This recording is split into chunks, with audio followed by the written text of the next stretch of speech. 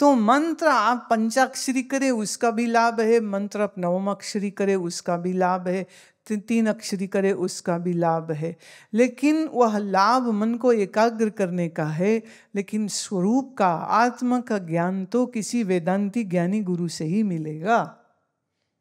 लेकिन जब आप मंत्र साधना करते हैं, जब आप ये आराधना करते हैं, तो ये आपके मनोबल को बढ़ा देता है। मालूम इतना कि जो सोचने लग जाओगे वो होने लग जाएगा।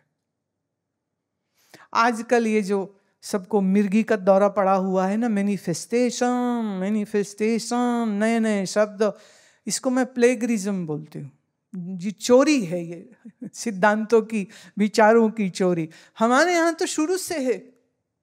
जैसे किसी को कुछ भी करना है, तो जैसे मान लो नारद जी को पूछा था प्रहलाद ने कि मैं भगवान की प्राप्ति कैसे कर सकता हूँ, तो उन्होंने कहा ये रहा विष्णु का स्वरूप, ये रहा विष्णु का मंत्र। प्रहलाद तुम रोज इस मंत्र की साधना करोगे विष्णु का ध्यान करते हुए, तो निश्चित तुम्हें विष्णु जी का दर्शन होगा।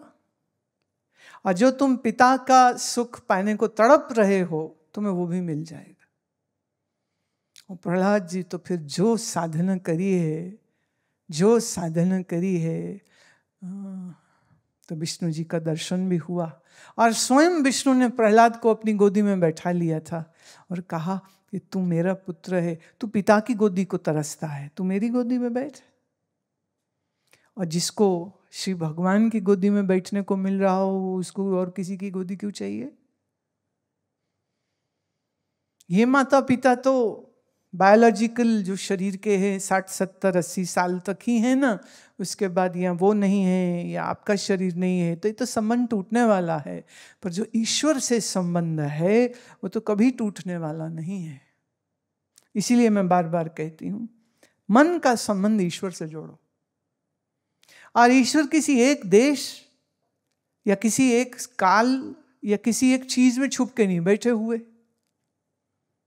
जैसे हमने कल भी बात करी कि शंकर जी कहाँ, केदारनाथ ही हैं, मतलब यहाँ नहीं है, गन्नौर में नहीं है, तुम्हारे शहर में नहीं है। होने तुम्हारे मन में चाहिए, मन में नहीं है, बाकी जहां मर्जी देखते रहो, उसका क्या फायदा? उसमें तो महाराज फिर दुकान शुरू हो जाती है, दर्शन करने के पैसे दो, फलाना करो, ढिमकाना करो। हम ये कहते हैं आंख बंद करिए, भावपूर्ण शिव का ध्यान करिए, शिव तुम्हारे मन ही में प्रकट हो जाएंगे। तो तुम्हें शिव का मूर्त रूप देखना है कि शिव का सूक्ष्म रूप देखना है? मूर्त रूप से तो सिर्फ पिंडी दिखेगी, पर मन में अगर धारणा और मंत्र करोगे तो शिव का दर्शन तुम्हारे अपने मन में हो जाएगा। जिसको मैं कहती हूँ पर्सनल शिव।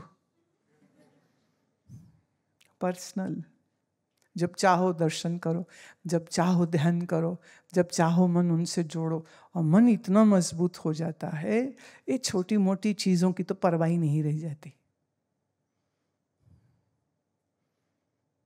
इसलिए ये मानव शरीर के बगैर ज्ञान की प्राप्ति हो नहीं सकती है।